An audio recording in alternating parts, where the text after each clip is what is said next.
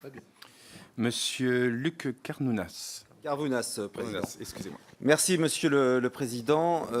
Merci, madame et messieurs, pour votre exposé. Comme l'a dit notre rapporteur, ce G12 est extrêmement intéressant, d'autant que l'ancien maire d'Alfortville que j'ai été se rend compte de la nécessité d'avoir un monde d'associations d'anciens combattants extrêmement vif, notamment pour travailler dans nos écoles, avec nos collèges, d'être à nos côtés pour les commémorations, et que ce devoir de mémoire est un combat permanent. D'où un regret, Monsieur le Président, que j'imagine vous ferez remonter au Président Bridet, c'est d'avoir organisé cette audition un jeudi matin. Et c'est depuis 5 mois la première fois que je vois la Commission Défense avec aussi peu de députés.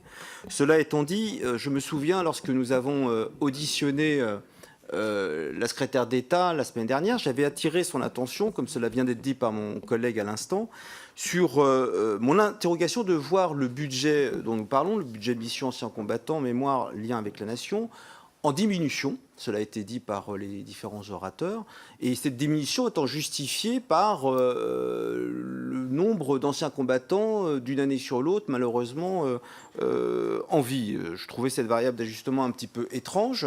Quand on parle justement du monde d'anciens combattants, c'est 1 million de personnes.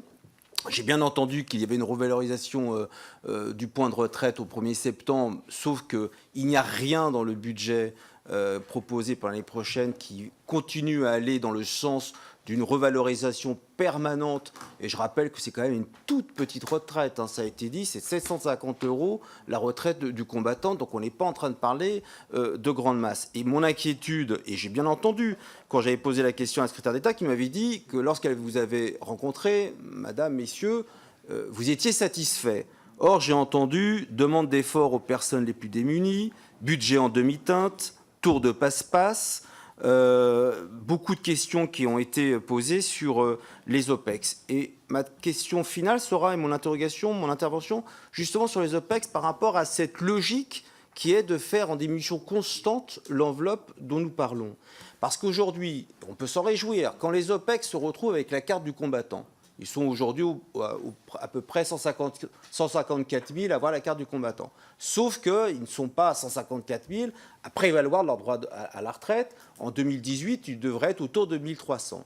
Donc on est en train d'assister à la fois à une politique qui va dans le bon sens vis-à-vis des OPEX, pour pouvoir bénéficier des droits aux combattants, sauf qu'on va avoir un effet ciseau à un moment donné, où vous avez une enveloppe qui diminue d'année en année, sous le prétexte, que je trouve fallacieux, du nombre de combattants qui diminue sur la jauge des 1 million que j'ai évoqué, et puis vous allez avoir des OPEX, et peut-être des OPINT après-demain, qui vont eux aussi bénéficier de la carte du combattant, sauf qu'à un moment donné, si l'État, dans sa grande sagesse, ne décide pas au moins à périmètre constant d'arrêter ces diminutions, on pourra tous continuer à essayer d'améliorer le statut du monde combattant, on n'y arrivera pas. Et moi, j'aimerais bien avoir votre analyse de cette situation.